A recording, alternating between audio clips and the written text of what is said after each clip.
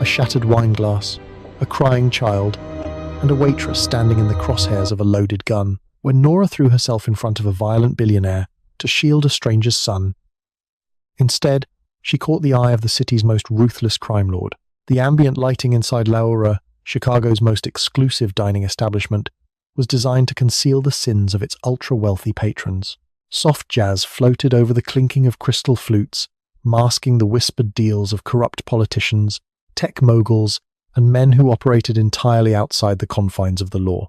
Nora Hayes, a 24-year-old waitress working her 14th consecutive shift, cared about none of it. Her feet throbbed, her apron smelled faintly of truffle oil, and her mind was fixated entirely on the stack of past-due medical bills sitting on her cramped kitchen counter back home.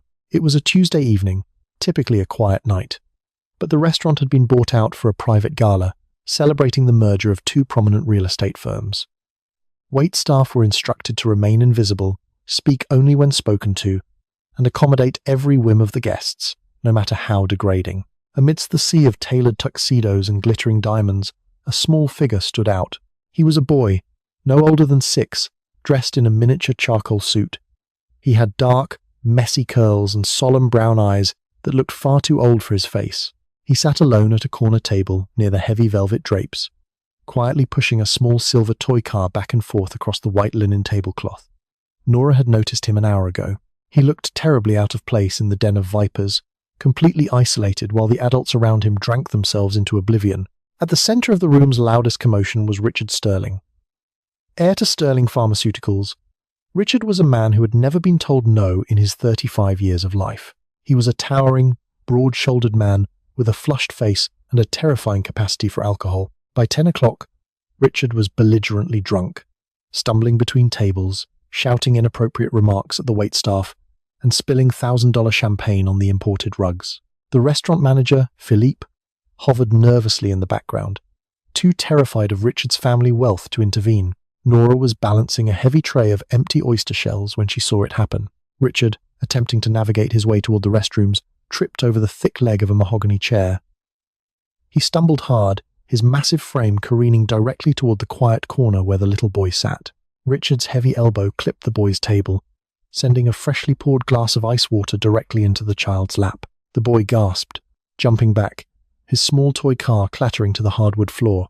Instead of apologizing, Richard's flushed face contorted into an ugly, entitled sneer. Humiliated by his own clumsy stumble, and looking for a scapegoat, the billionaire lashed out. "Watch where the hell you're sitting, you little rat," Richard roared, his voice cutting through the soft jazz like a chainsaw. The boy froze, his solemn eyes widening in pure terror. "Deaf as well as stupid?" Richard snarled, his drunken rage escalating at the boy's silence. He took a heavy, menacing step forward, raising a large, calloused hand as if to grab the child by the collar of his expensive suit. Nora didn't think. Instinct, raw and maternal, hijacked her exhausted body. She dropped her silver tray. The deafening crash of metal and shattered shells echoed through the dining room, but Nora was already moving. She sprinted across the floor, sliding between the table and the towering billionaire just as Richard's hand came down. Nora took the hit. Richard's heavy palm struck her shoulder with enough force to spin her around. Pain flared down her arm, but she planted her feet, shielding the small boy behind her back. "Back off!" Nora shouted, her voice ringing out in the suddenly dead-silent restaurant. Her chest heaved, her hazel eyes blazing as she glared up at the billionaire.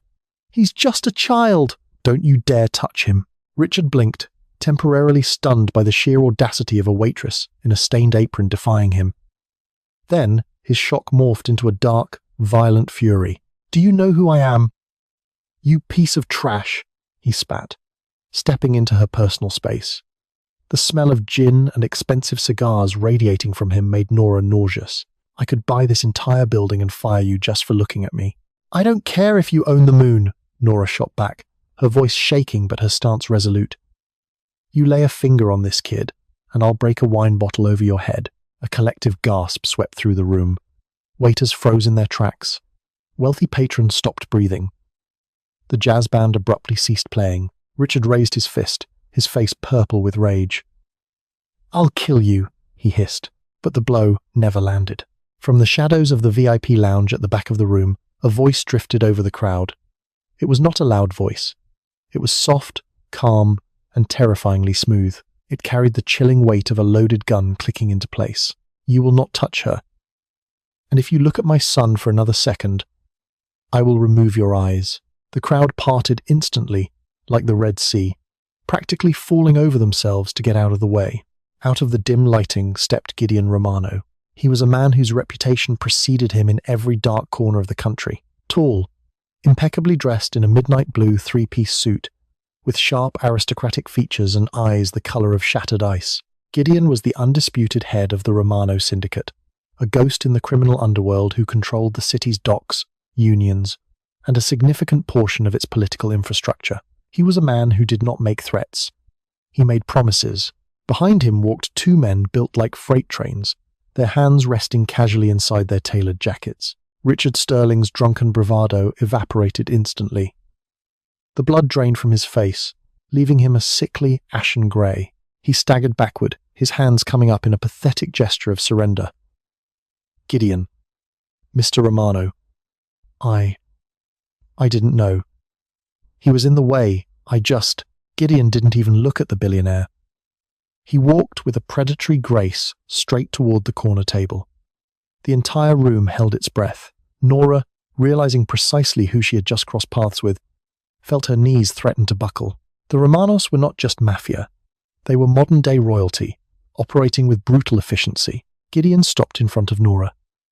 He towered over her, his icy gaze flickering down to where she still stood protectively in front of his son.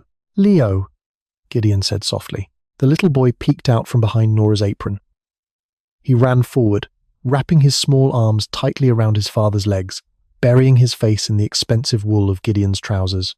Gideon placed a large, gentle hand on the back of his son's head, stroking his dark curls. Then, Gideon lifted his gaze to Nora.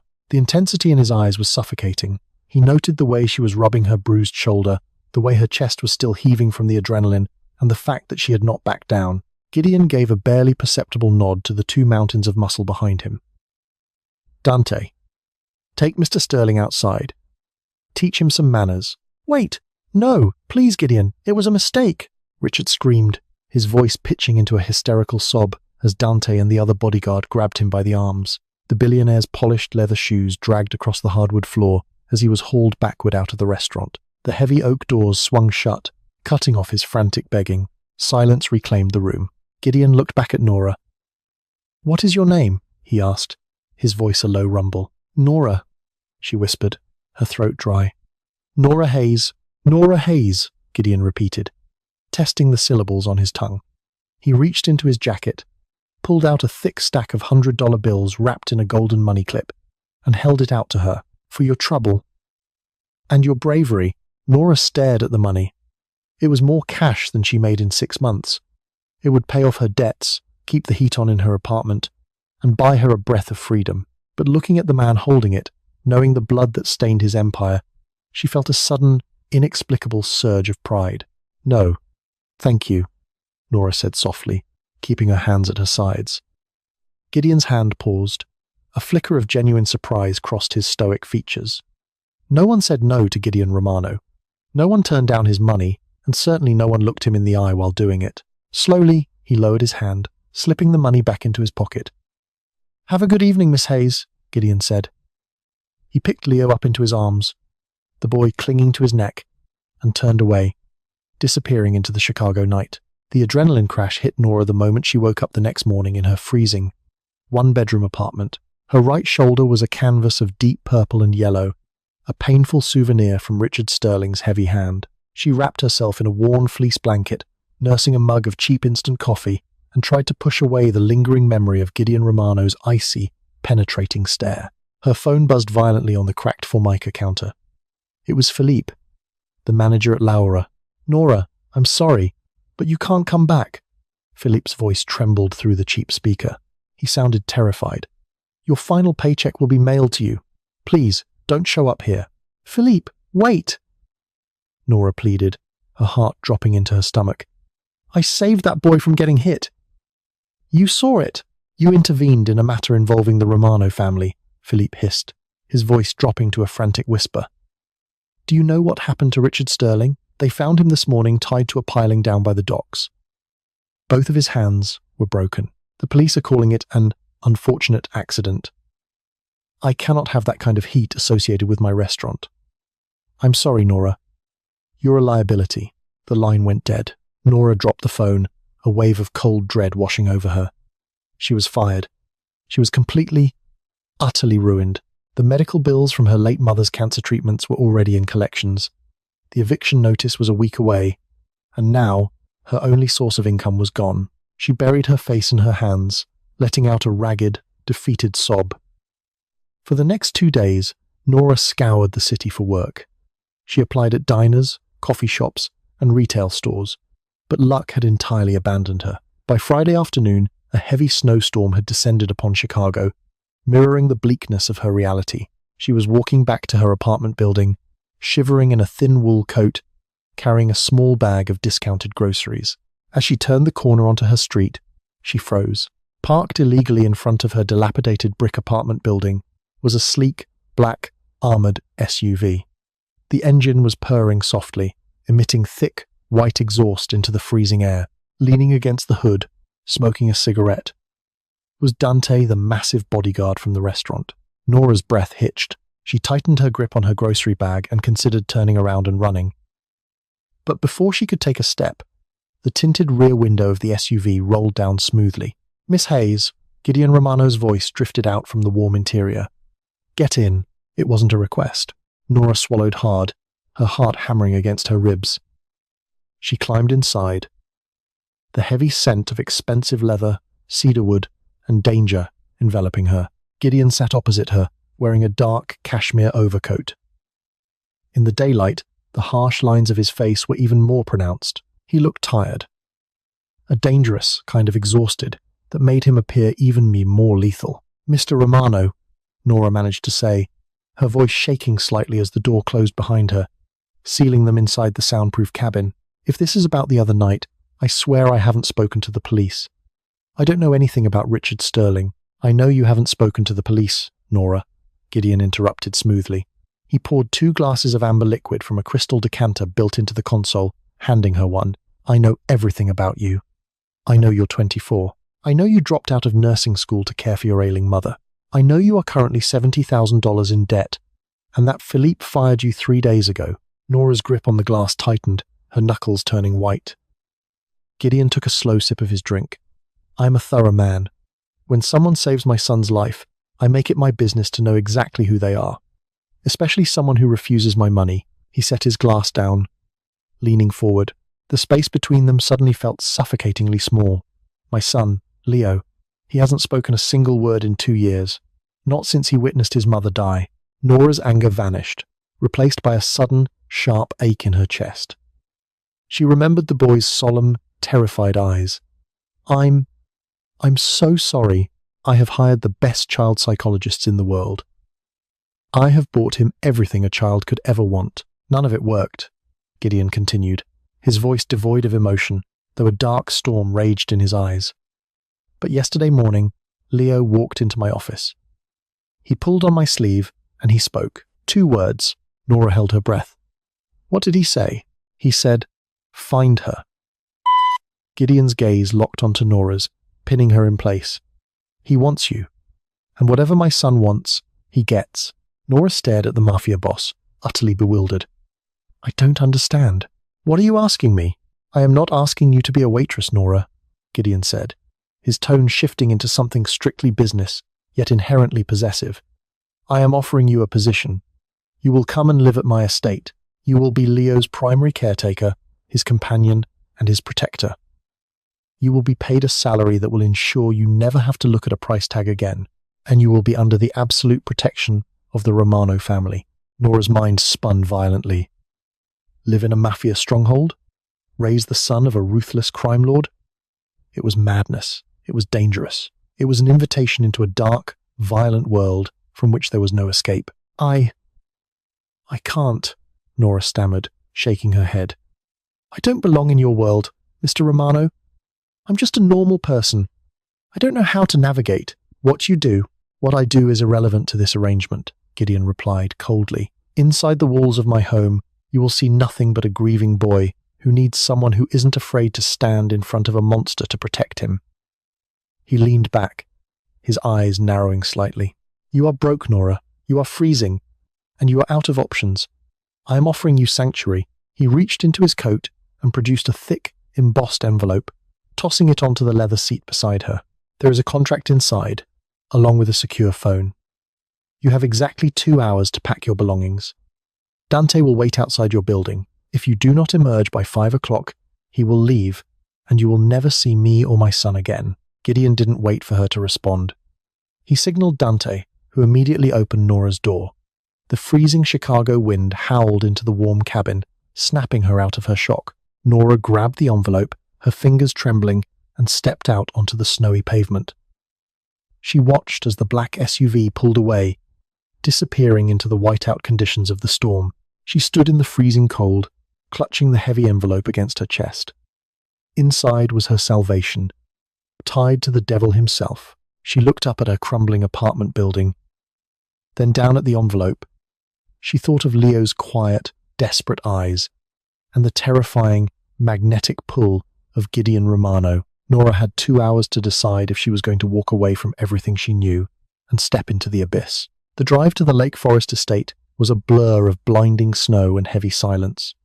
Nora sat rigidly in the back of the armored SUV, her meager belongings packed into 2 scuffed duffel bags resting by her feet. When the heavy wrought-iron gates of the Romano property finally parted, they revealed a sprawling, limestone mansion that looked more like a modern-day fortress than a home. Security cameras tracked their every movement, and men in dark winter coats patrolled the perimeter with imposing dogs. "Welcome to your new cage," Nora muttered under her breath, a knot of anxiety tightening in her stomach. "It is a sanctuary, Miss Hayes," Gideon corrected, his sharp hearing picking up her whisper. He didn't look at her, his icy eyes fixed on the imposing facade of his home. The cage is what you left behind. Inside, the estate was a masterclass in intimidating luxury. Vast expanses of imported marble, sweeping staircases, and silent, efficient staff painted a picture of a world completely detached from the gritty, desperate reality of the Chicago streets. Nora was shown to a suite on the 3rd floor that was larger than her entire apartment building. It had floor-to-ceiling windows overlooking the frozen waters of Lake Michigan, a walk-in closet stocked with garments in her exact size, and a sprawling, custom-built bed. But Nora hadn't come for the silk sheets. She found Leo an hour later in the West Wing library. The room was cavernous, lined with first-edition classics and smelling of aged paper and leather. The little boy was sitting on a Persian rug, meticulously lining up wooden building blocks. He looked up when Nora entered, his solemn brown eyes widening slightly. Nora didn't rush him. She didn't offer fake, high-pitched enthusiasm. Instead, she sat down on the floor a few feet away, crossing her legs. She picked up a stray wooden block and quietly placed it next to his lineup. Leo stared at the block, then at her. Slowly, his small hand reached out, adjusting her block so it sat perfectly flush against his. "I like your architecture," Nora said softly. "It's a very strong wall." For the first time since she had seen him at Laura, the ghost of a smile tugged at the corner of Leo's mouth. Over the next 3 weeks, a delicate, profound bond forged between them. Nora discovered that Leo was exceptionally bright. He communicated through drawings, pointing, and eventually soft whispers that were meant only for her. She learned he loved the piano, hated the texture of velvet, and was terrified of sudden, loud noises.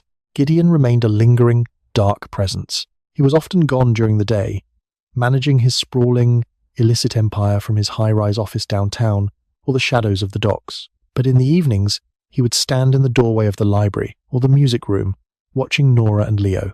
One evening in late January, the tension between Nora and the Mafia boss finally boiled over.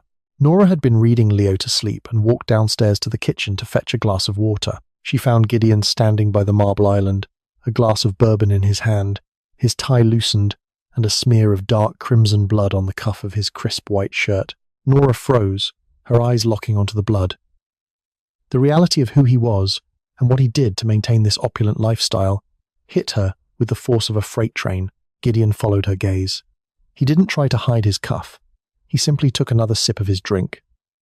"I look at a man who brings violence into the same house where his 6-year-old son sleeps," she shot back, her voice trembling but fierce.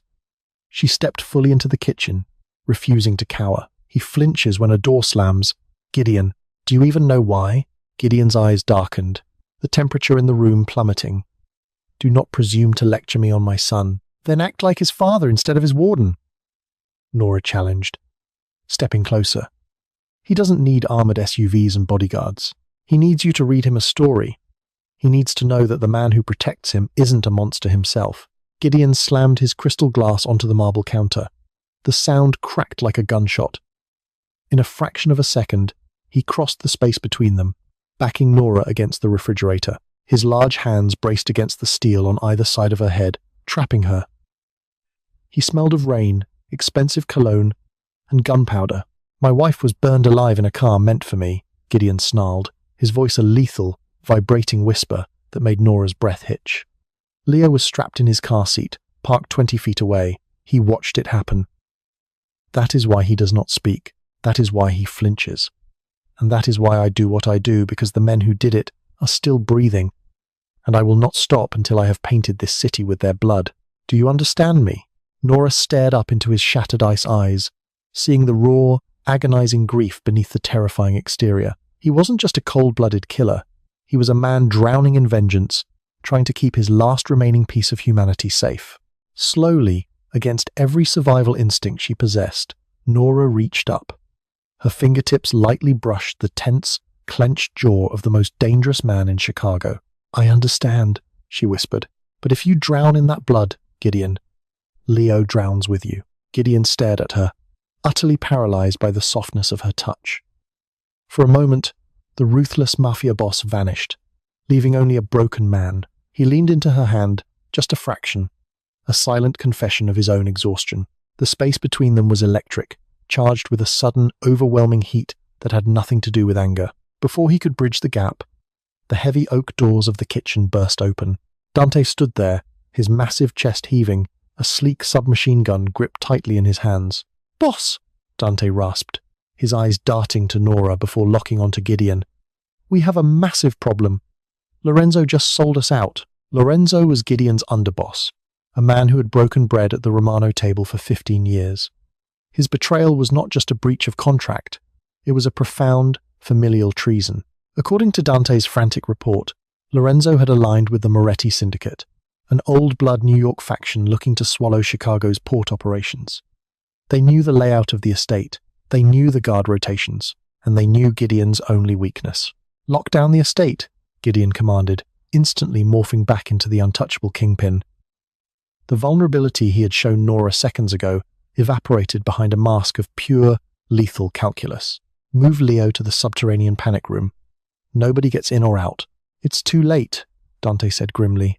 Lorenzo disabled the perimeter grid from the inside before he bolted. "The Morettis have 3 strike teams breaching the eastern woods. We can't hold this footprint with the men we have on shift." Gideon cursed violently in Italian. He turned to Nora, his eyes burning with an intense, terrifying fire. "Get Leo. Now. We are leaving." Panic seized Nora's throat, but she swallowed it down. She sprinted up the sweeping mahogany staircase, her bare feet silent on the thick carpets.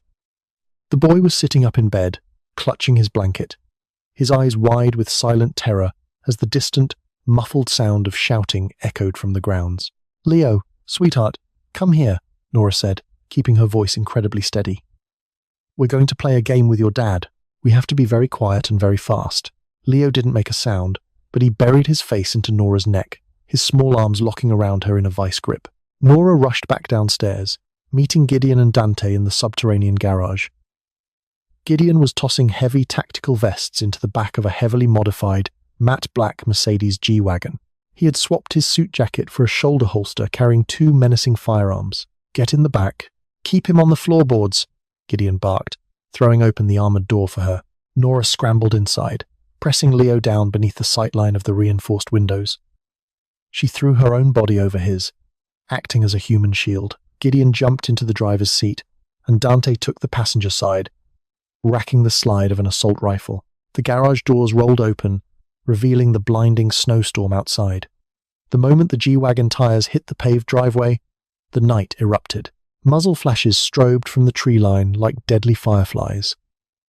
The deafening crack, crack, crack of automatic gunfire shattered the quiet Lake Forest night. Bullets rained down on the G-Wagon, thudding heavily against the ballistic glass and armored plating. Inside, the noise was a terrifying, metallic cacophony. Leo let out a silent, shaking gasp, his hands clutching Nora's shirt. "I've got you," Nora whispered fiercely, pressing her hands over his ears to muffle the gunfire. "I won't let them touch you. I promise." Gideon slammed his foot on the accelerator. The massive SUV roared to life, violently fishtailing on the slick snow before finding traction. He didn't drive toward the main gates, he knew they would be barricaded. Instead, he ripped the steering wheel hard to the left, ploughing the heavy vehicle straight through the manicured hedges and a decorative stone wall, violently off-roading toward the back service roads. "They're on us! 2 black Tahoes!" Dante yelled, leaning out the passenger window into the freezing wind, firing controlled bursts into the darkness behind them. Gideon navigated the treacherous, winding service roads with deadly precision, his face a mask of stone. He merged onto Lakeshore Drive, pushing the G-Wagon to a terrifying 100 miles an hour. The snow was falling in thick, blinding sheets, turning the city into a chaotic blur of white and streetlights. The pursuers were relentless. One of the Tahoes pulled parallel to them, the back window rolling down to reveal a gunman leaning out. "Hold on!"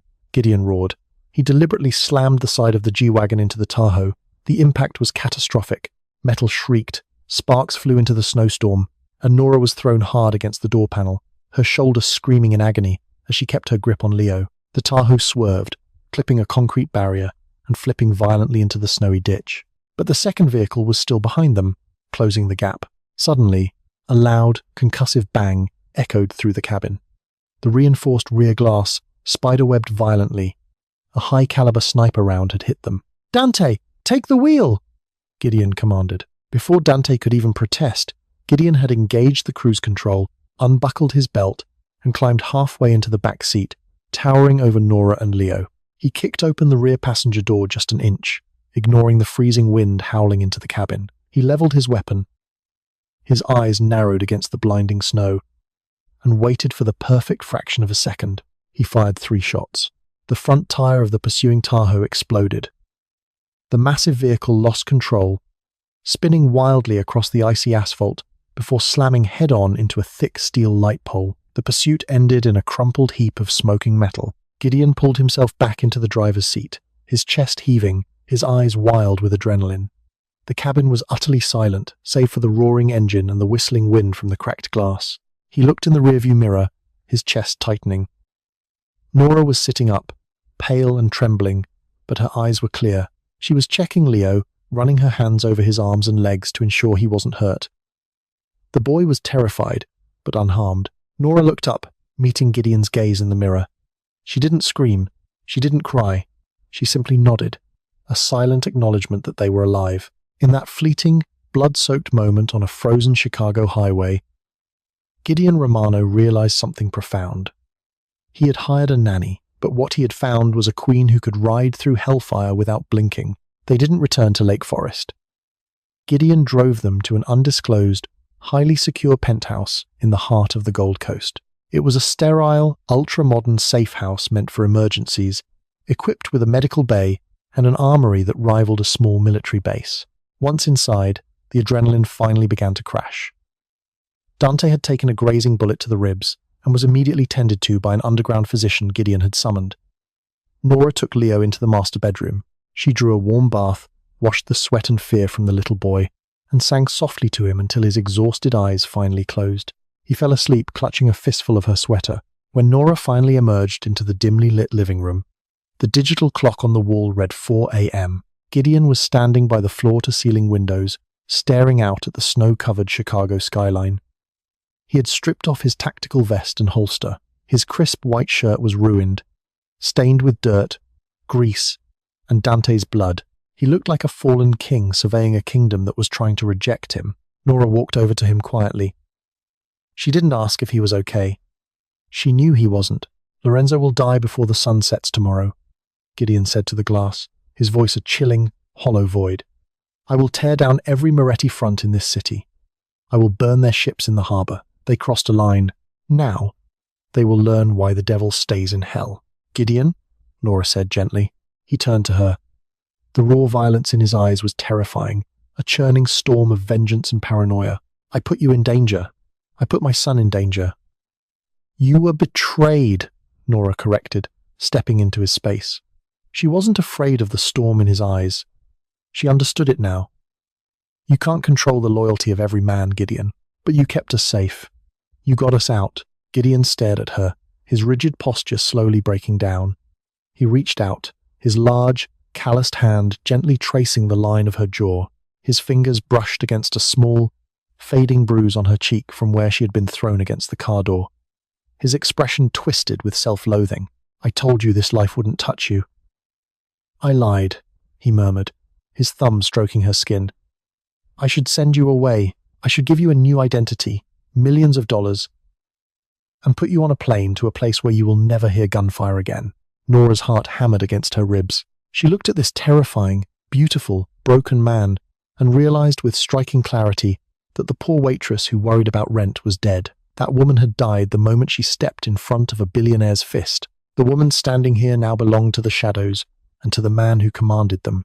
If you put me on a plane, Gideon, Nora whispered, looking fiercely into his eyes. Gideon stopped breathing. His eyes widened, searching her face for any sign of hesitation, any trace of fear. He found none, only a quiet, unyielding devotion that mirrored his own possessive soul. With a desperate, ragged groan, Gideon closed the distance between them. His mouth crashed down on hers, fierce and demanding. The kiss tasted of adrenaline, bourbon, and raw, unfiltered relief. Nora gasped, her hands tangling in his dark hair, pulling him closer, as if trying to physically anchor him to the earth. Gideon wrapped his massive arms around her waist, lifting her off her feet, burying his face in her neck. He held her like a starving man who had finally found sustenance. You are mine, Gideon swore against her skin, his voice a ragged vow. In this life and the next. I know, she breathed, holding on to him tightly. And I'll help you strike the match. The next 72 hours in Chicago were bathed in blood and fire. Gideon Romano unleashed a wave of retribution that the criminal underworld would whisper about for decades. Lorenzo was found hanging from a crane at the Moretti-controlled shipping docks. 3 prominent Moretti captains vanished without a trace, and their warehouses were reduced to smoldering ash. Gideon re-established his absolute dominance, ruling his empire with an iron fist, ensuring that no one would ever dare look toward his family again. When the smoke finally cleared, they returned to the Lake Forest estate. The shattered walls had been rebuilt, the glass replaced, the security tripled. But inside, everything had changed. Nora was no longer the nanny sleeping in the guest wing.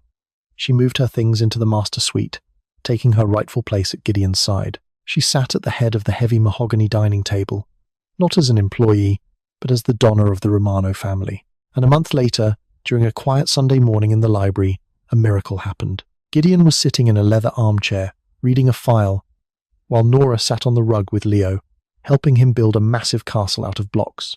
Leo carefully placed the final wooden turret on top of the structure.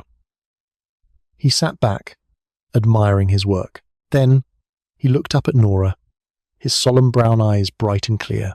"Mama, look," Leo whispered. The silence in the room was absolute. Gideon dropped his file, his heart stopping in his chest. He looked at his son, then at Nora, tears instantly welling in his ice-blue eyes. Nora smiled, tears spilling freely down her cheeks, as she pulled the little boy into a fierce, protective embrace. "I see it, baby," she choked out, kissing his dark curls. "It's beautiful." Gideon moved out of his chair, sliding down onto the floor next to them. He wrapped his long arms around both of them, burying his face against Nora's shoulder, pulling his family into an unbreakable circle. He was a man steeped in blood, a monster to the outside world. But here, in the quiet sanctuary of his home, he had been saved. Nora Hayes traded a stained apron for an empire, stepping into the crosshairs of a billionaire to emerge as the undisputed queen of Chicago's darkest syndicate. She didn't just save a shattered boy.